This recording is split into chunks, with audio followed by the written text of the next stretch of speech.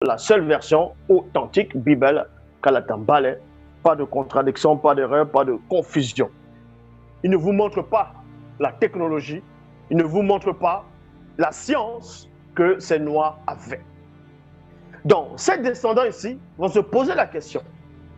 Nous avons ouï dire qu'ils détenaient la connaissance, qu'ils détenaient la science. Pourquoi donc maintenant ce grand châtiment arrive à l'homme noir? Pourquoi l'Afrique, avec toutes ses richesses, n'arrive pas à être le numéro 1? Que ce soit financièrement, économiquement, dans tout. Pourquoi ils ne se développent pas comme il faut? Pourquoi même s'ils arrivent néanmoins à se développer, ils vont quand même essayer de copier les Occidentaux, essayer de copier les Blancs et les sans-mêlés. Même le système monétaire, ils vont copier. Les maisons, ils vont copier. Ils vont, même les vêtements, ils vont essayer de copier. Les chefs religieux blancs et sans-mêlés connaissent l'histoire de Boussi, connaissaient ce qui s'est passé dans le continent bien-aimé, dans Mouniel.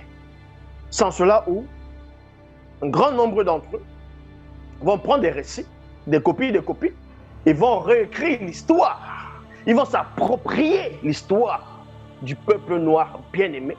Ils vont réécrire cela afin de sortir, d'extirper l'âme noire de la spiritualité. Parce que sans la spiritualité véritable, tu ne tiens sur rien. Et ceux-là, les Blancs et les sans-mêlés, ont compris cela. Ces chefs religieux blancs et les sans-mêlés et ces politiciens ont compris cela. C'est pour ça qu'ils vont venir écrire des livres, soi-disant religieux, pour faire croire aux gens qu'il y aurait une divinité, un Dieu, des anges qui descendent des livres du ciel, qui viennent inspirer des pseudo-prophètes pour sauver l'humanité. Et ça, ce sont des hérésies. Mais eux, là, ils sont dans le complot. Ils savent ce qui se passe. C'est ça qu'ils vont répondre aisément, facilement à ceux qui leur posent cette question de savoir pourquoi le peuple noir est dans cet état actuellement.